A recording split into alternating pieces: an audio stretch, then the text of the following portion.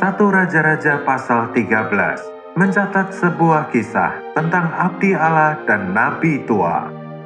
Cerita ini merupakan sebuah cerita yang tragis, namun juga menegur kita. Kedua orang ini, baik abdi Allah maupun nabi tua, dipakai oleh Allah, tetapi keduanya memiliki akhir yang menyedihkan. Pelajaran yang dapat kita petik dari kedua orang ini adalah pelajaran yang sangat penting. Nabi tua adalah seorang nabi yang pernah dipakai Allah, tetapi Allah tidak dapat lagi memakainya. Saat itu, Yerobeam melakukan dosa di Betel, dan Allah hendak memperingatkan dia. Tetapi Allah tidak menyuruh nabi tua yang tinggal di Betel untuk berbicara kepada Yerobeam. Allah justru mengirimkan seorang abdi Allah dari Yehuda. Hal ini menunjukkan bahwa nabi tua itu sudah tidak dipakai oleh Allah. Usia tua pada nabi tua tidak menunjukkan kematangan rohani atau kelimpahan pengalaman rohani, tetapi menunjukkan bahwa dirinya sudah usang. Dia tidak lagi berguna di tangan Allah, sehingga Allah justru mengutus abdi Allah dari Yehuda. Abdi Allah menggambarkan seseorang yang ada di dalam persekutuan dengan Allah. Persekutuan adalah dasar dari terang. Ketika persekutuan terhenti, terang juga terhenti. Nabi tua memiliki sejarah rohani. Dia pernah menjadi nabi, tetapi dia kehilangan persekutuan dengan Allah dan akhirnya menjadi nabi tua. Allah tidak dapat lagi memakai dirinya. Perkara ini adalah teguran bagi kita semua. Banyak kaum beriman hari ini memiliki kondisi rohani yang sama dengan 8 atau 10 tahun yang lalu. Mereka tidak memiliki kemajuan rohani di hadapan Tuhan. Beberapa orang memiliki pemikiran yang baik, sehingga seolah-olah pengetahuannya memberi kemajuan dalam hal rohani. Tetapi ternyata hal itu sama sekali bukanlah kemajuan rohani. Sekalipun mereka dapat berbicara, mereka tidak benar-benar mengerti apa yang mereka bicarakan, karena mereka tidak mengalaminya. Mereka hanya memiliki pengetahuan mental, bukan terang yang sejati. Yang tertulis dalam cerita ini memang adalah seorang nabi, tetapi dia adalah nabi tua, yang mana Allah tidak lagi dapat berbicara melaluinya. Allah adalah Allah yang selalu bekerja. Yohanes 5 ayat 17 menuliskan, "Tetapi ia berkata kepada mereka, Bapakku bekerja sampai sekarang, maka aku pun bekerja juga." Terang yang kita terima 20 tahun yang lalu, atau bahkan 5 tahun yang lalu, tidak cukup untuk menjadi panduan kita hari ini. Bila kita tetap tinggal dalam pengalaman masa lalu kita tidak dapat bergerak maju. Kita perlu menaruh perhatian pada masalah ini, agar kita tidak dikesampingkan Tuhan, agar kita dapat menjaga diri kita tetap dipakai Tuhan. Perkara tentang kesegaran kita di hadapan Tuhan adalah perkara yang penting. Perkara kekayaan rohani kita di hadapan Tuhan juga tidak kalah pentingnya. Seringkali kita terlalu usang dan terlalu miskin secara rohani. Nabi tua itu tinggal di Betel. Kondisi Betel saat itu tidaklah baik. Yerobeam mempersembahkan korban kepada anak lembu jantan yang dibuatnya.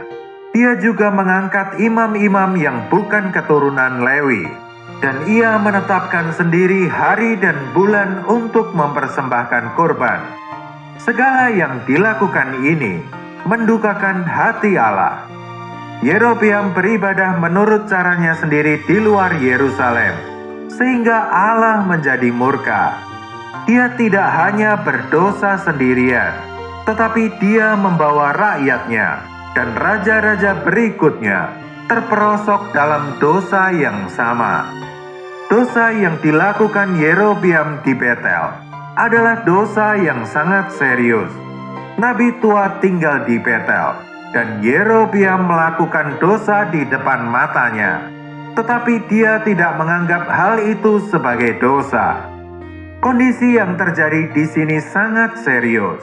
Seorang nabi yang berbicara bagi Allah seharusnya mengerti isi hati Allah. Tetapi di sini ada seorang nabi tua yang tidak mengenal hati Allah. Mereka yang tidak mengenal hati Allah tidak dapat berbicara bagi Allah. Allah tidak dapat mengutus seseorang yang tidak mengenal hatinya untuk berbicara baginya. Nabi tua itu tidak nampak bahwa penyembahan di Betel adalah sebuah dosa. Hal ini membuktikan kondisi rohaninya yang sakit. Kita tidak boleh berpikir bahwa dengan bermanis-manis terhadap orang lain, artinya kita sedang mempraktekkan kasih. Hal itu salah besar. Bila kita berpikir bahwa menyembah Allah di Yerusalem dan di Betel adalah sama baiknya, kita bukan orang yang nampak kebenaran dan kondisi rohani kita tidak sehat. Banyak orang yang seperti nabi tua itu, matanya kabur, sehingga tidak nampak apa yang dapat mendukakan Allah. Mereka berpikir, asal menyembah Allah adalah hal yang baik, sekalipun di Betel juga tidak masalah. Bertoleransi terhadap dosa seperti ini bukanlah sebuah kasih. Seorang dokter boleh jadi peduli dan mengasihi pasiennya, tetapi dia tidak dapat berbohong kepada pasiennya dengan mengatakan bahwa mereka tidak sakit. Dokter yang berbohong seperti ini adalah dokter yang bermasalah. Nabi tua yang tinggal di Betel, dia tidak nampak dosa yang ada di Betel. Dosa itu ada di hadapannya, tetapi dia tidak memiliki perasaan atas dosa. Betapa mengerikannya hal ini. Sayangnya, cerita ini tidak hanya berhenti pada nabi tua. Keusangan nabi tua itu merusak abdi Allah. 1 Raja-Raja 13 ayat 9 menuliskan, "Sebab beginilah diperintahkan kepadaku atas firman Tuhan, janganlah makan roti atau minum air, dan janganlah kembali melalui jalan yang telah kau tempuh itu." Abdi Allah ingat akan perintah ini, dan dia menolak ajakan Yerobeam. Dia juga menolak undangan pertama dari nabi tua.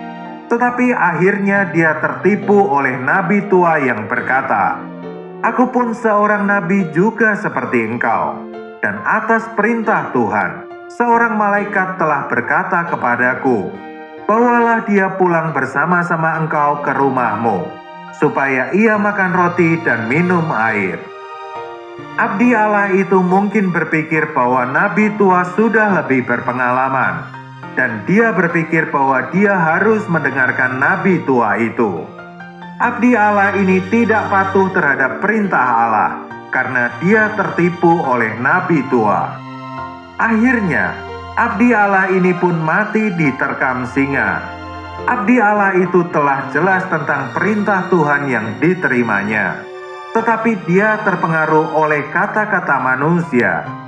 Di sini kita perlu belajar perkara yang sangat penting, yaitu orang yang melayani Tuhan setelah menerima perintah yang jelas tidak seharusnya mendengarkan perkataan orang lain, apalagi perkataan yang bertentangan dengan perintah Tuhan.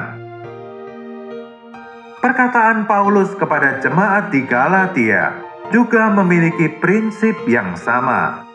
Galatia 1 ayat 8 menuliskan, "Tetapi sekalipun kami atau seorang malaikat dari surga yang memberitakan kepada kamu suatu Injil yang berbeda dengan Injil yang telah kami beritakan kepadamu, terkutuklah dia." Injil yang diberitakan Paulus bukanlah Injil manusia, tetapi Injil yang oleh pernyataan Yesus Kristus. Saat itu, Ada sekelompok orang yang berusaha mengubah Injil Kristus. Mereka memberitakan Injil yang lain kepada jemaat di Galatia, sehingga Paulus memperingatkan jemaat di Galatia agar mereka tidak tertipu. Kata-kata "tetapi sekalipun kami" menegaskan bahwa jemaat di Galatia tidak seharusnya menaruh percaya atas nama Paulus, tetapi hanya kepada Injil yang diwahyukan Yesus Kristus. Paulus tahu bahwa banyak orang yang mudah dipengaruhi oleh figur tertentu, seperti abdi Allah yang tertipu dengan sebutan nabi pada nabi tua. Karena itu Paulus menyatakan bahwa dirinya berdiri di atas sebuah dasar, di mana dia berbicara bagi kebenaran Allah. Dia tidak menyisakan sedikit pun peluang bagi manusia, termasuk dirinya sendiri. Paulus hanya mau jemaat di Galatia percaya pada kebenaran Allah. Di sisi yang lain, kita perlu memiliki hati yang waspada dan daya pembeda. Kita harus selalu setia terhadap firman Allah dan menjaga iman yang telah diberikan kepada kita. Kita harus menolak semua hal dari mereka yang mengacaukan firman Tuhan. Kiranya Tuhan menjaga kita, agar kita teguh berdiri dalam firman kebenarannya. Nabi tua itu sudah sangat dalam terjatuh, sehingga dia berani membohongi orang yang diutus Allah. Ketika mereka sedang makan minum, firman Tuhan datang kepada nabi tua. Di sini tidak berarti bahwa nabi tua itu kembali menjadi rohani. Di sini Allah berurusan dengan abdinya yang melanggar perintahnya. Terhadap nabi tua itu, Allah sudah tidak punya urusan lagi. Allah sudah mengesampingkan dia. Setelah abdi Allah itu mati diterkam singa, nabi tua itu menguburkannya di kuburannya sendiri. Dan nabi tua itu menyuruh anaknya untuk menguburkan dirinya di sebelah abdi Allah saat dia mati nanti. Nabi tua itu percaya bahwa perkataan yang diucapkan abdi Allah tentang mezbah di Betel dan tempat-tempat tinggi di kota-kota Samaria pasti terjadi. Tetapi dia hanya menunggu kematiannya sendiri di sana. Dari kisah yang menyedihkan tetapi penting ini, kita perlu mengingat beberapa hal. Pertama, saat kita kehilangan persekutuan dengan Tuhan, kita akan menjadi tua, menjadi buta dan usang. Yang kedua, saat kita tidak taat firman Tuhan dan berdiam di tempat yang seharusnya kita tidak berdiam, hal itu akan mengakibatkan kematian rohani. Yang ketiga, setiap perkara rohani harus selalu sesuai dengan firman Tuhan. Jika tidak, sekalipun perkataan itu datang dari nabi, rasul, ataupun malaikat, kita perlu menolaknya dengan tegas. Semoga Tuhan membelas kasihani kita, agar kita selalu terjaga di dalam persekutuan dengan Tuhan, sehingga Tuhan tetap dapat memakai kita, dan kita terjaga dari segala tipuan yang ada di sekeliling kita. Tuhan menjaga kita.